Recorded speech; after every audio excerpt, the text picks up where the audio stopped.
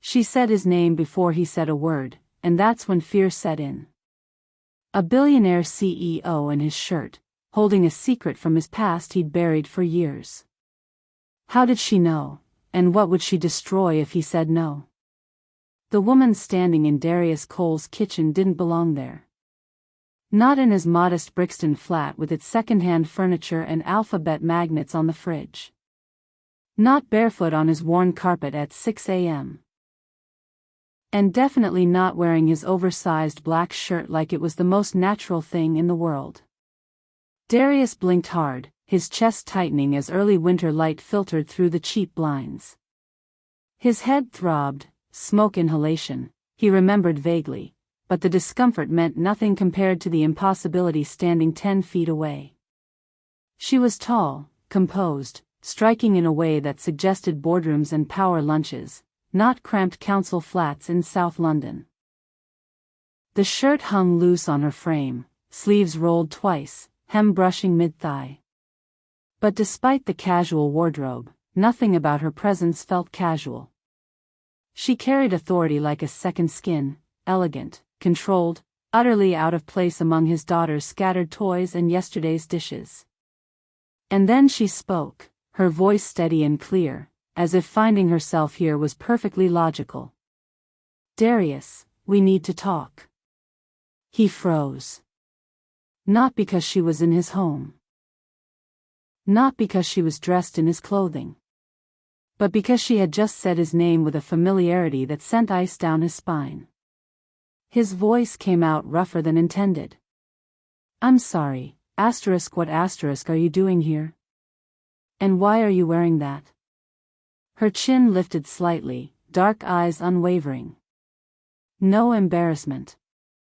No hesitation. "Because you saved my life last night." The words hit him like a slap. Darius tried to process them, but his mind felt sluggish, fragmented. Saved her? He would remember that. Wouldn't he? She must have seen the confusion on his face because she continued, gentler now. "Darius, you pulled me from a burning car. You collapsed afterward. The paramedic said your lungs took in too much smoke." Images flickered behind his eyes, screeching tires, the acrid smell of burning rubber, heat so intense it blistered his palms.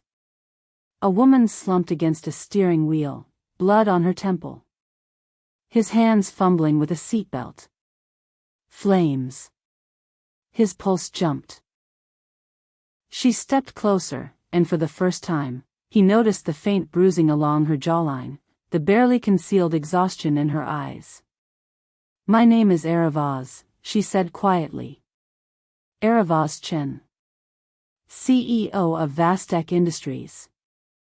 Darius felt the floor tilt beneath him. Aravaz Chen, he'd seen that name. Business news headlines he scrolled past while waiting for the tube. Articles about billion-pound acquisitions. A woman who controlled global supply chains and sat on the boards of half a dozen Fortune 500 companies. A woman whose security detail probably cost more than his annual salary. And she was standing in his kitchen. In his shirt. Telling him he'd saved her. "My clothes were destroyed in the fire," she explained, gesturing vaguely at herself. "Your daughter lent me this. She insisted on making us breakfast too. Layla, of course she did." His 7-year-old would adopt a stray CEO as easily as she would a wounded bird. But the mention of his daughter snapped something protective into place. "She's still asleep?" he asked, sharper than he intended. "Down the hall. Safe." Aravaz's expression softened, the first crack in her controlled facade. "She's remarkable, Darius. You've raised someone very kind." He didn't know how to respond to that. Compliments about his parenting from a billionaire felt surreal, like everything else about this morning. But then her face changed, guarded again, tense, and Darius knew whatever came next would be worse than everything that had already happened. Her voice dropped to barely above a whisper. Darius, what I tell you next might put you in danger. The memory returned in fragments, sharp-edged and incomplete. Darius had been walking home from his late shift at SecureGuard Solutions, the private security firm that paid him just enough to keep the lights on and Layla in school shoes. London's November drizzle had soaked through his jacket, and his boots echoed on the empty pavement near the underpass. He'd been checking the time on his phone, nearly midnight, when he heard it. Metal tearing. Glass shattering. A woman's scream cut short. He didn't think. He just ran. The car had smashed into a concrete barrier, the front end crumpled like foil. Flames were already crawling up the hood, smoke pouring from the engine. Through the spiderwebbed windshield, he could see her, slumped forward, bleeding, unconscious. The driver's door was jammed. He braced his foot against the frame and pulled with everything he had until the metal shrieked and gave way. Heat blasted his face as he reached in, unbuckling her seatbelt with shaking hands. She was heavier than she looked, dead weight against his chest as he dragged her onto the wet pavement. He remembered the explosion, not big, but enough to knock him backward. Remembered choking on smoke. Remembered sirens in the distance, too far away. And then nothing. Just darkness, until waking up in his own bed with a stranger in his kitchen. But now, as he looked at Eravaz standing rigid in his flat, trembling fingers clasped in front of her despite her composed expression, he realized the story didn't end with the rescue. That crash wasn't an accident, she said, her eyes flicking toward the hallway to ensure Layla wasn't listening. Someone tampered with my car. Sabotaged the brakes. Darius felt his stomach drop. I wasn't supposed to survive. Her voice was flat, clinical, but he could hear the fear underneath. Someone inside my company is trying to kill me before I can expose what they've been doing. He stared at her, refusing to believe this was happening. Why are you telling me this? Eravaz met his gaze, unflinching. Because the moment people realize I'm alive, whoever tried to kill me will try again. And since you saved me, she paused. You're now a witness. A complication. A loose end. The words settled over him like ice water. He had bills. A daughter who needed stability. A life built on routines and careful budgeting. He didn't have space for corporate conspiracies or assassination attempts. But Eravaz wasn't finished. I need your help, Darius. And I can protect you, but only if you trust me. He let out a breath he didn't realize he'd been holding. Why me? I'm just a security guard who ran into a burning car to save a stranger, she interrupted, something like respect flickering across her face. That alone makes you more trustworthy than half the people I've promoted to executive positions. Darius didn't respond. Part of him wanted to tell her to leave, to take her conspiracy and her danger somewhere else.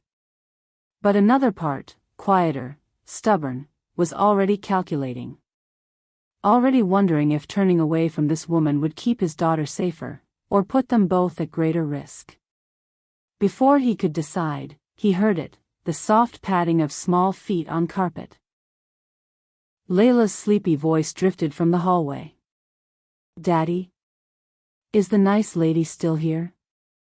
Layla appeared in the doorway, still in her unicorn pajamas, hair wild from sleep. Her eyes lit up when she saw Eravaz. You're still here. I told Daddy you needed to rest. She padded over, dragging her step stool. I'm making toast. Do you like jam or peanut butter? Darius watched, caught between parental instinct and complete bewilderment, as his 7-year-old treated a billionaire CEO like a sleepover guest. Jam would be lovely, thank you, Eravaz said, her voice softer, genuine. Layla beamed and set about her task with serious concentration. Darius kept his voice low. Layla, sweetheart, take your breakfast to your room. You can watch cartoons. But I made enough for 3. Layla. He used the tone that meant don't argue. Her face fell, but she nodded, gathering her plate and shuffling toward her bedroom. Once the door clicked shut, Darius turned back. You said someone inside your company tried to kill you. Who? Eravaz moved to his small kitchen table, settling into the chair like she was preparing for a negotiation. 3 weeks ago, I discovered discrepancies in our financial reports. Money moving through shell companies, pound 80 million vanishing into entities that don't exist.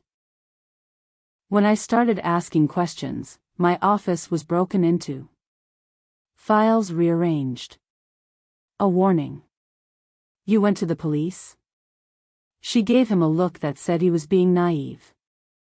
The kind of people who orchestrate this don't worry about police.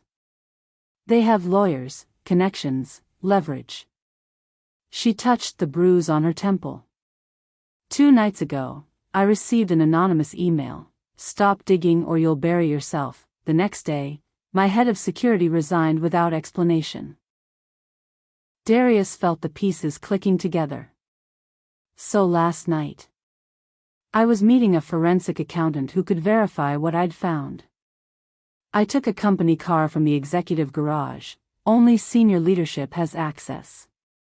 The brake line was cut professionally. Whoever did it knew exactly which car I'd take.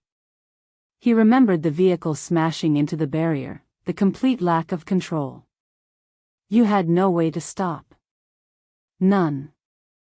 Her fingers trembled slightly. I should have died. But you. She looked at him with something that felt like responsibility. I collapsed half a block from here. Disoriented, bleeding. I remembered your name from vendor files, secure guard contracts with Vastek. I saw your building and rang the bell. Layla answered. Darius's blood went cold. She opened the door to a stranger. She yelled for you immediately. You were already unconscious from the smoke. She helped me inside. Got me water. Found your shirt. Eravaz's expression softened. She told me her mom is in heaven but you're the best dad in the world because you always help people. Something cracked in Darius's chest. He turned away, gripping the counter. I'm telling you this because you deserve to know what you've walked into, Eravaz said quietly. The moment my survival becomes public, everything changes. They'll trace my movements. They'll find out I was here. Her dark eyes held his. And that makes you a witness. Someone who might have seen something. Someone expendable. The weight settled over him. His quiet life, the safety he'd built for Layla, all of it suddenly fragile as glass. How long before they figure it out? Eravaz moved toward the window, staying carefully out of sight. Hours. Maybe less. She turned to face him. Darius, once the world knows I'm alive, there's no going back. Not for either of us. Darius was making Layla lunch when his phone buzzed with the first notification. A news alert from BBC London, *breaking. Tech CEO Eravaz Chen survives fatal crash, whereabouts unknown, *. Eravaz, still wearing his shirt, looked up from the sofa where she'd been reviewing something on her phone. Their eyes met across the small flat. It's starting, she said quietly. Within minutes, his phone exploded. Notifications stacked on notifications. News outlets, social media, everything lighting up at once. Darius scrolled through the headlines, his stomach tightening with each one. Vastek CEO survives assassination attempt *. Eravaz missing after car explosion *. Billionaire vanishes following suspicious crash *. There at my Kensington residence, Eravaz murmured, watching her own screen. Cameras everywhere. My publicist has called 17 times. Darius set his phone down, trying to keep his hands steady. This is what you meant. Once they know you're alive, everything changes, she finished. Layla wandered over, oblivious, holding up her tablet. Daddy, why is the pretty lady on the news? Before Darius could answer, his phone buzzed again. This time, it wasn't a news alert. It was a Twitter notification. Someone had tagged him. His blood turned to ice. The video was grainy, black and white, security footage from the hallway outside his flat. The timestamp read 1:47 a.m. It showed Eravaz stumbling through the corridor, clearly injured. And then it showed him, steadying her, guiding her through his door. The angle made it look like he was gripping her arm, forcing her inside. The next clip, clearly edited to remove context, showed him closing the door firmly behind them, locking it. The caption beneath the video read, *, is this the man holding Eravaz? Why hasn't he come forward, *? No, Darius breathed. No, that's not. Eravaz was already beside him, looking at his screen. Her face went pale. They leaked building security footage. Someone edited it. The video was spreading like wildfire. Shares, retweets, comments flooding in faster than he could process. Why would she go willingly to some random flat, *? He's clearly holding her against her will, *. Has anyone identified this man? Police need to find him now, *. This is insane, Darius said, his voice rising. I saved her.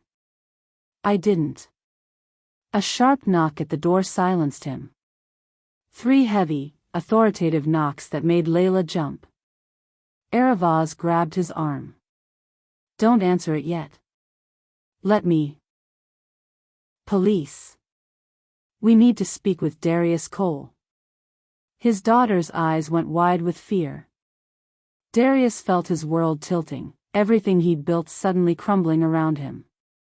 He looked at Eravaz, who was already moving toward the door. Her expression shifted into something controlled and calculating. Let me handle this, she whispered. Trust me. But as he glanced back at his phone, the screen refreshing with new notifications, he saw it, his own face, a photo pulled from his LinkedIn profile. Plastered across Twitter. The word beneath it, trending in bold letters, #FindTheKidnapper. His hands went numb. The knocking came again, more insistent. Mr. Cole, we know you're in there. We just want to ask a few questions. Darius looked at his daughter, terrified and confused in her unicorn pajamas. He looked at Eravaz, composed but cornered. And he looked at his phone, where thousands of strangers were calling him a criminal. In 4 hours, his entire life had become someone else's narrative.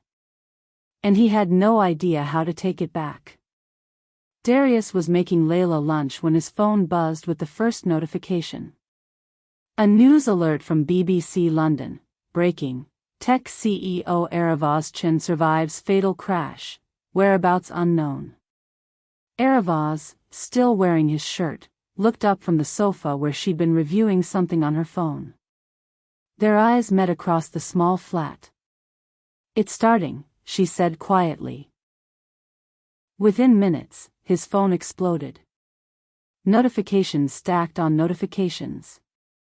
News outlets, social media, everything lighting up at once. Darius scrolled through the headlines, his stomach tightening with each one.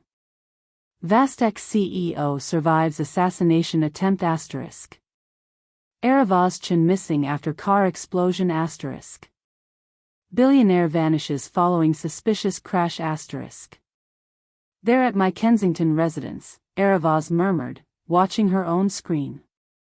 Cameras everywhere. My publicist has called 17 times. Darius set his phone down, trying to keep his hands steady. This is what you meant. Once they know you're alive, everything changes, she finished. Layla wandered over, oblivious, holding up her tablet. Daddy, why is the pretty lady on the news? Before Darius could answer, his phone buzzed again. This time, it wasn't a news alert. It was a Twitter notification. Someone had tagged him. His blood turned to ice. The video was grainy, black and white. Security footage from the hallway outside his flat. The timestamp read 1:47 a.m. It showed Aravaz stumbling through the corridor, clearly injured. And then it showed him, steadying her, guiding her through his door. The angle made it look like he was gripping her arm, forcing her inside. The next clip, clearly edited to remove context, showed him closing the door firmly behind them, locking it. The caption beneath the video read, *, is this the man holding Aravaz's chin? Why hasn't he come forward? *. No, Darius breathed. No, that's not. Aravaz was already beside him, looking at his screen. Her face went pale. They leaked building security footage. Someone edited it. The video was spreading like wildfire. Shares, retweets, comments flooding in faster than he could process. Why would she go willingly to some random flat, *? He's clearly holding her against her will *. Has anyone identified this man? Police need to find him now *. This is insane, Darius said, his voice rising. I saved her. I didn't. A sharp knock at the door silenced him. 3 heavy, authoritative knocks that made Layla jump. Aravaz grabbed his arm. Don't answer it yet. Let me. Police. We need to speak with Darius Cole. His daughter's eyes went wide with fear. Darius felt his world tilting, everything he'd built suddenly crumbling around him. He looked at Aravaz, who was already moving toward the door. Her expression shifted into something controlled and calculating. Let me handle this, she whispered. Trust me. But as he glanced back at his phone, the screen refreshing with new notifications, he saw it, his own face, a photo pulled from his LinkedIn profile, plastered across Twitter. The word beneath it, trending in bold letters, #FindTheKidnapper. His hands went numb. The knocking came again, more insistent. Mr. Cole, we know you're in there. We just want to ask a few questions. Darius looked at his daughter, terrified and confused in her unicorn pajamas. He looked at Aravaz, composed but cornered. And he looked at his phone, where thousands of strangers were calling him a criminal. In 4 hours, his entire life had become someone else's narrative. And he had no idea how to take it back. Aravaz opened the door before Darius could stop her. 2 officers stood in the hallway. A younger woman with sharp eyes and an older man whose expression suggested he'd seen too many domestic situations go sideways. Both straightened when they saw who answered. Ms. Chen, the woman said, clearly caught off guard. We were told that I was being held here against my will. Aravaz's voice was crisp, controlled. I'm aware of what social media is saying, officer. It's categorically false. The male officer glanced past her at Darius, who stood frozen in the middle of his flat with Layla clutching his leg. Mr. Cole, we'd still like to ask you a few questions. Standard procedure. Of course, Eravaz said smoothly, stepping aside. But perhaps we could do this without frightening his daughter further? 20 minutes later, Darius sat at his own kitchen table being interrogated in his own home while Layla watched cartoons with the volume turned up too loud. The officers were professional, even sympathetic, but their questions made his skin crawl. How did Ms. Chen come to be in your residence? Asterisk. Did you know who she was when you brought her here? Asterisk. Has she been free to leave at any time? Asterisk. Eravaz answered most of them herself, her tone never wavering. She explained the crash, the rescue, her decision to seek shelter. She showed them the bruising on her temple, the scrapes on her palms. She was calm, authoritative, utterly convincing. But Darius could see it in their eyes, the doubt, the questions they weren't asking. Why would a billionaire CEO go to a random security guard's flat instead of a hospital? Why hadn't she called her own security team? Why hadn't he called the police immediately? The older officer closed his notebook. We'll need you both to come down to the station. Give formal statements. Of course, Eravaz said. But first, I need to make a call. An hour later, Darius stood in his bedroom watching through his phone as Eravaz Chen held an impromptu press conference on the steps of New Scotland Yard. She'd changed into clothes her assistant had rushed over, a charcoal suit that transformed her back into the woman from magazine covers. Hair pulled back, makeup covering the worst of the bruising. Every inch the powerful executive. But her words were what mattered. 2 nights ago, my vehicle was sabotaged in what I believe was an attempted murder, she began, her voice steady despite the barrage of camera flashes. I survived because of the intervention of a private citizen, Darius Cole, who pulled me from the wreckage at great personal risk. Darius's hands shook as he watched. Beside him, his phone was already exploding with new notifications. Mr. Cole did not detain me. He did not coerce me. He did not know who I was when he saved my life. Eravaz's gaze swept across the cameras. I came to his residence because I was injured, disoriented, and I made a judgment call. He and his daughter showed me nothing but kindness and humanity. The footage circulating online has been maliciously edited to suggest otherwise, and I want to be absolutely clear, Darius Cole is a hero, not a criminal. A reporter shouted a question about her security team, but Eravaz cut through it. I will be cooperating fully with the Metropolitan Police investigation into the sabotage of my vehicle. But I will not stand by while an innocent man is vilified for doing the right thing. Thank you. She turned and walked back into the building, leaving chaos in her wake. Darius sat down on the edge of his bed, the phone still streaming live updates. The hashtag had already changed, hashtag Darius Cole Hero was trending now, replacing the accusations. But it didn't feel like victory. It felt like standing in the middle of a hurricane's eye, waiting for the next wind to hit. By evening, the damage was done, and not the kind Eravaz's statement could repair. Darius's building was surrounded by reporters. His elderly neighbor Mrs. Patterson had knocked to ask if everything was all right, in a tone that suggested she thought everything was decidedly not all right. His phone hadn't stopped ringing. Journalists, old colleagues, people he barely remembered from school all wanting statements, interviews, inside information. Layla's school had called twice. The headmistress was concerned about disruption and suggested Layla might benefit from staying home for a few days, until things settled down. Translation: Please keep your media circus away from our playground.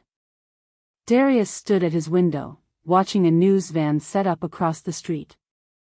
Eravaz had been right. Once the world knew she was alive, everything changed.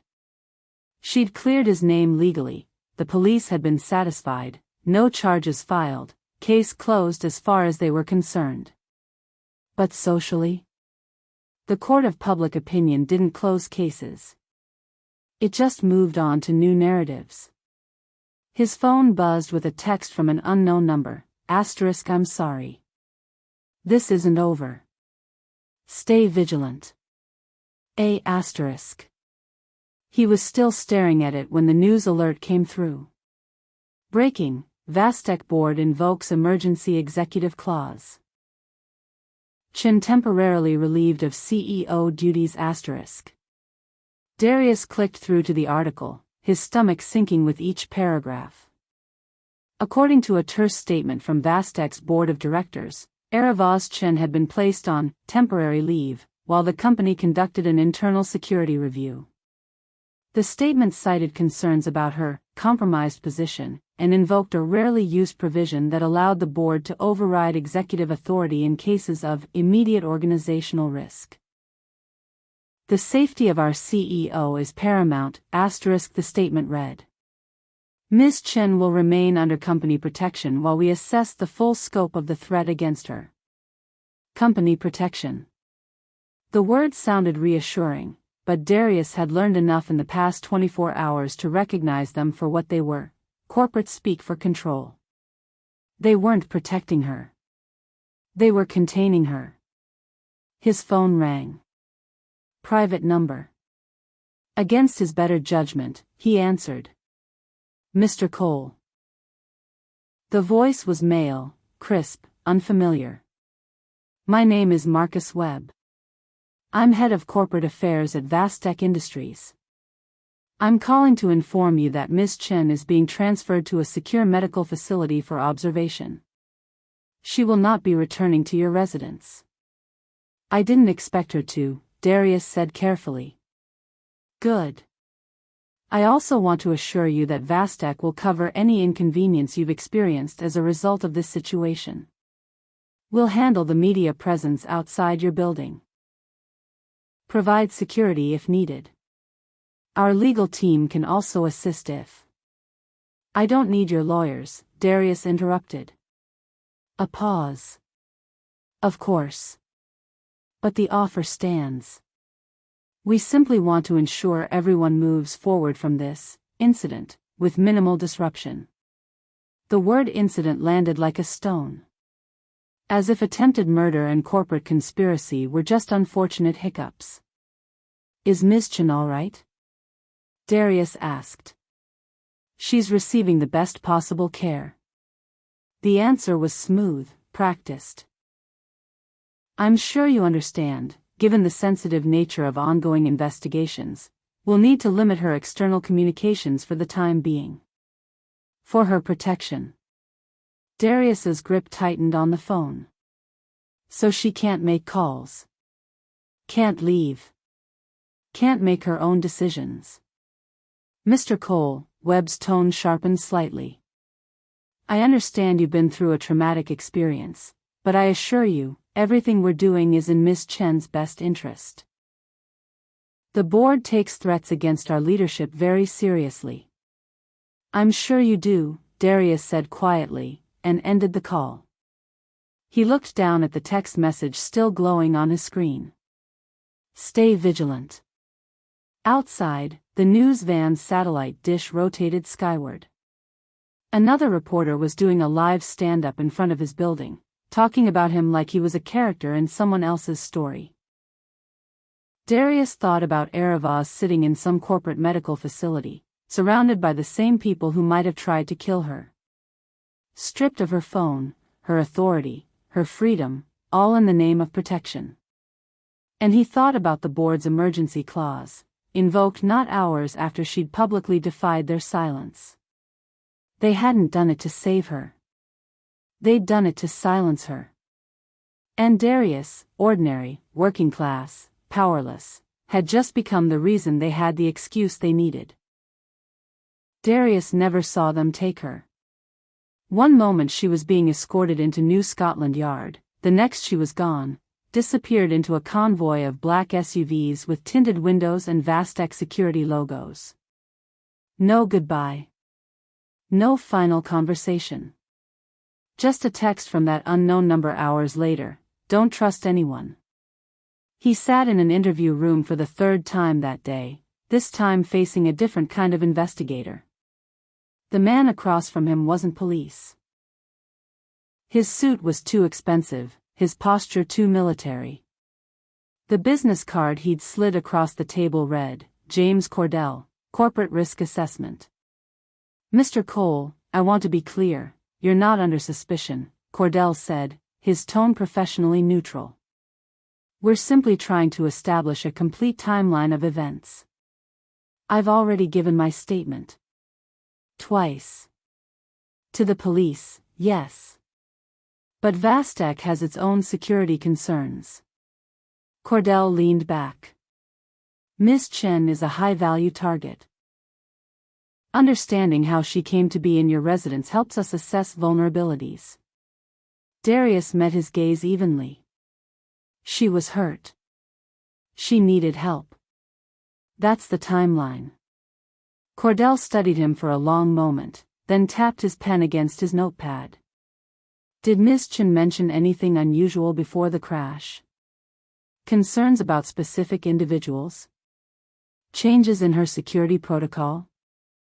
She said someone inside her company tried to kill her. The pen stopped tapping. She said that explicitly? She said the brake line was cut.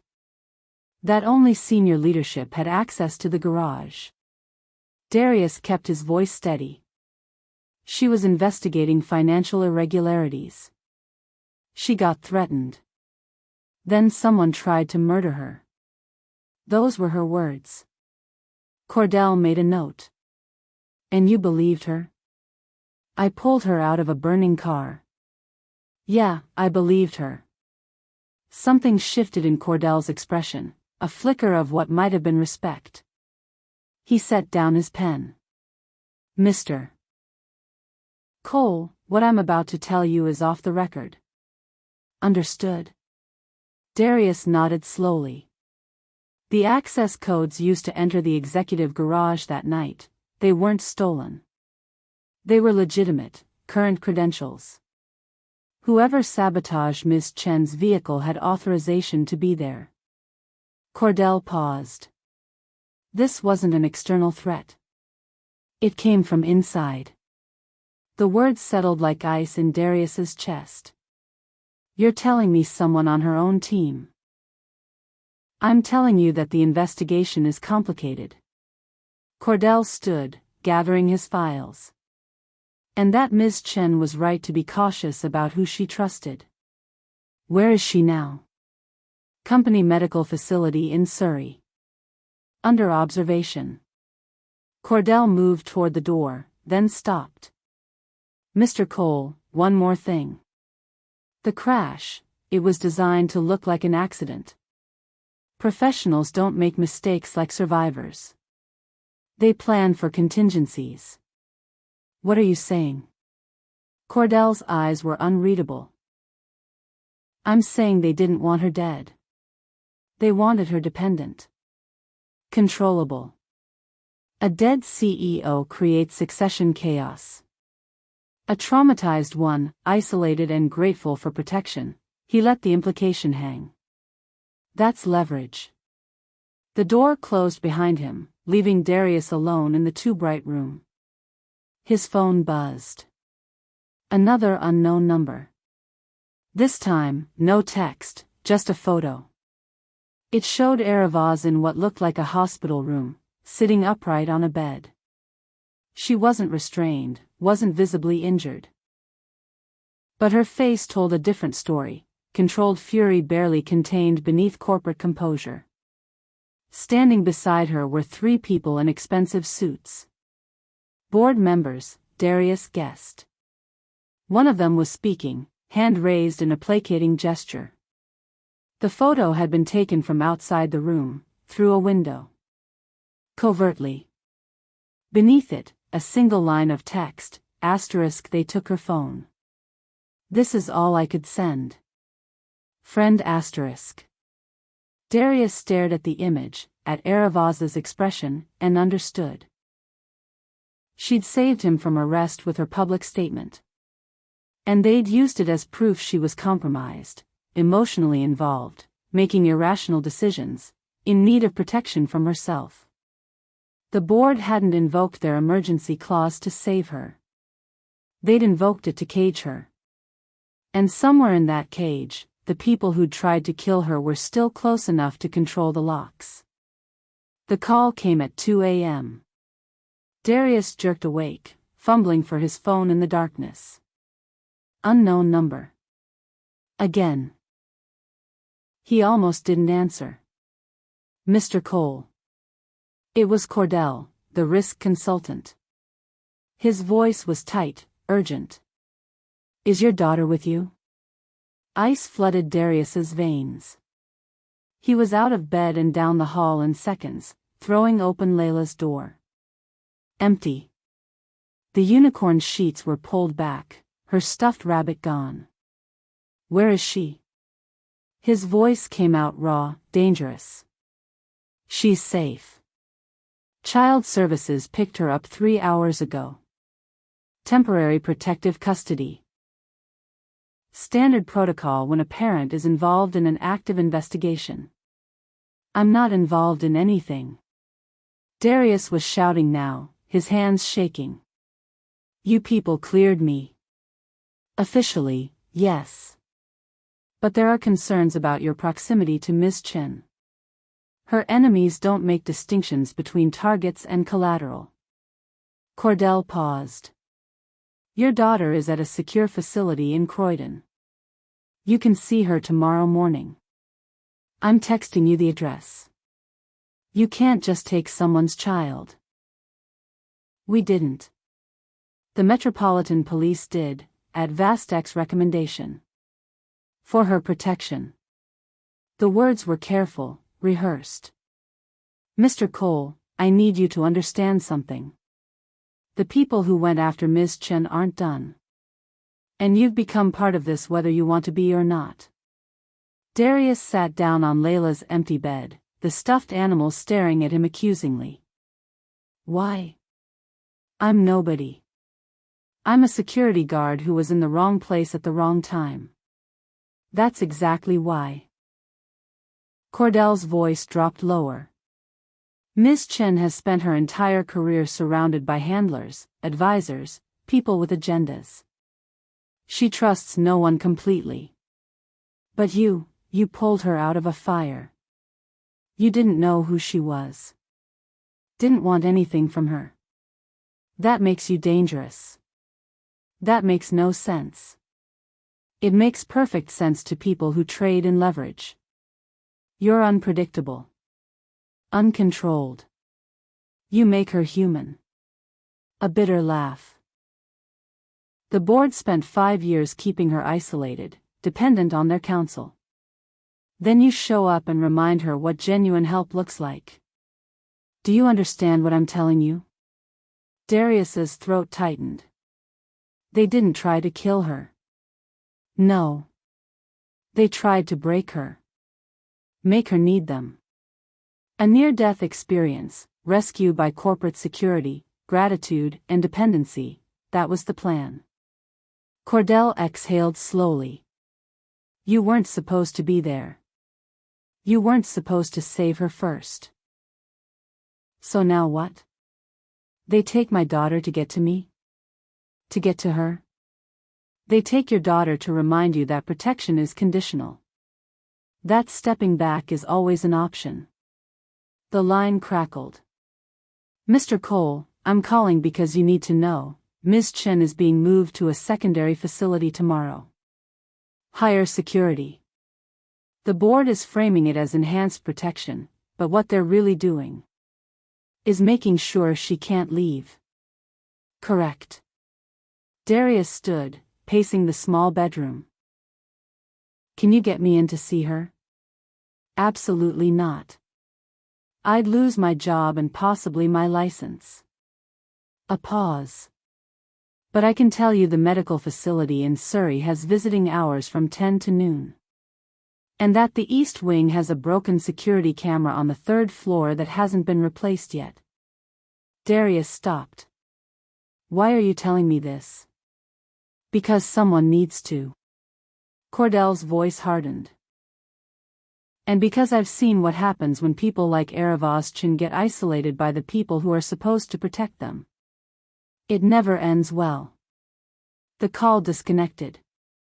Darius stood in his daughter's empty room, surrounded by toys and drawings and the life he'd built for her.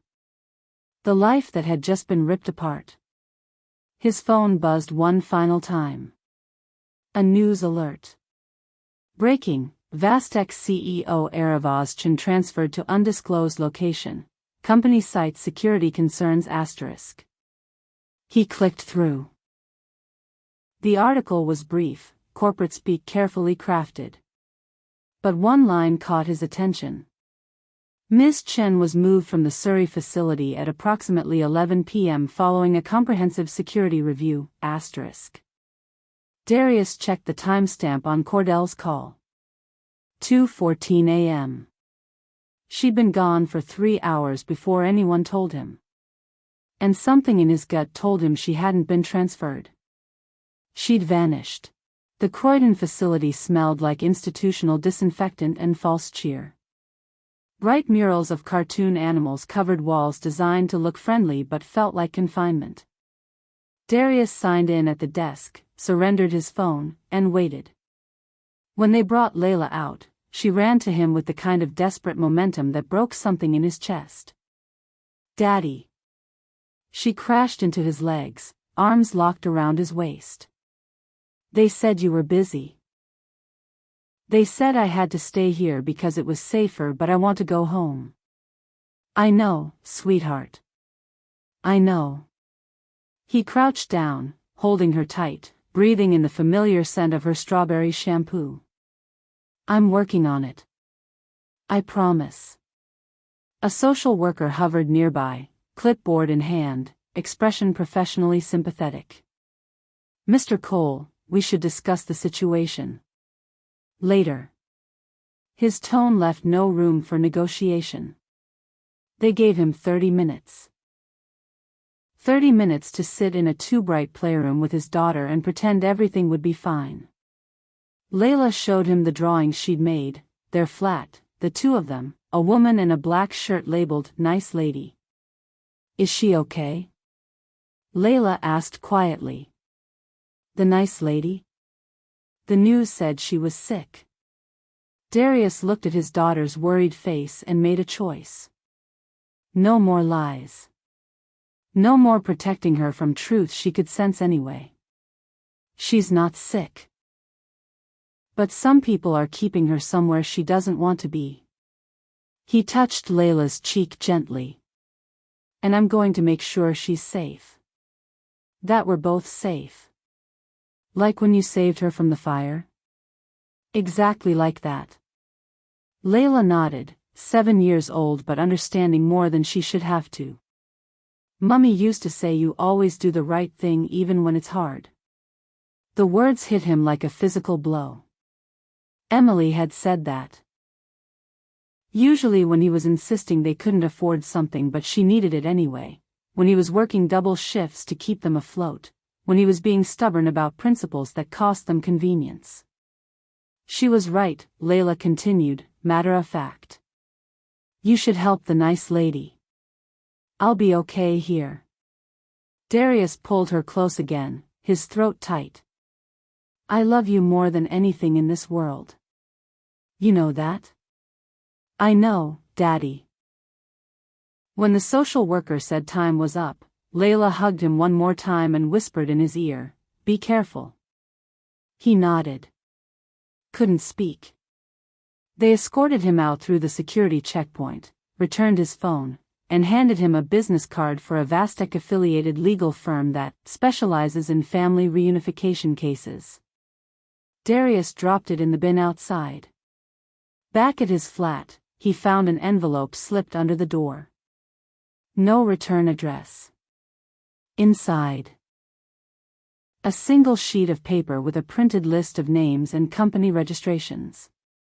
Helix Solutions Ltd, Director, Marcus Webb *. Meridian Capital Holdings, Director, Victoria Strand **. Apex Strategic Partners, Director, Jonathan Lowe **. 3 names. 3 board members at Vastec. And 3 of the shell companies Eravaz had mentioned, the ones moving £80 million into entities that didn't exist. Except they did exist. Just barely. Registered in the Caymans, minimal footprint, designed to disappear under scrutiny. But someone had found them. Connected the dots. And slipped the evidence under his door. Darius stared at the paper for a long moment, then carefully photographed it with his phone, uploaded the image to 3 separate cloud services with different passwords, and tucked the original into his jacket lining. This was it. Proof that board members weren't just covering for whoever tried to kill Eravaz. They were the ones who tried to kill her. Or close enough that the distinction didn't matter. His phone rang. Official number this time, Vastec's main line. Mr. Cole, this is Victoria Strand. I'm on the board of directors at Vastec Industries. Her voice was smooth, measured, the kind that came from decades of boardroom negotiations. I wanted to reach out personally to assure you that we're committed to supporting you through this difficult time. How generous. I understand you're upset. Anyone would be. But I want you to know we're working with authorities to ensure your daughter is returned to you as quickly as possible. We've also arranged for financial assistance. I don't want your money. A pause. When Strand spoke again, her tone had shifted slightly. Still professional, but sharper. Mr. Cole, I'm trying to help you. We all are. But that requires cooperation. MS. Chen is receiving excellent care, your daughter is safe, and your situation can be resolved if you simply allow us to manage things properly. Manage things. Darius laughed without humor. Is that what you call it? I call it protecting everyone involved. Including you. The threat beneath the words was velvet-wrapped but unmistakable.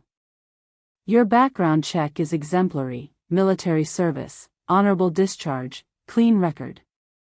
It would be unfortunate if complications arose. Particularly given your daughter's current circumstances. There it was.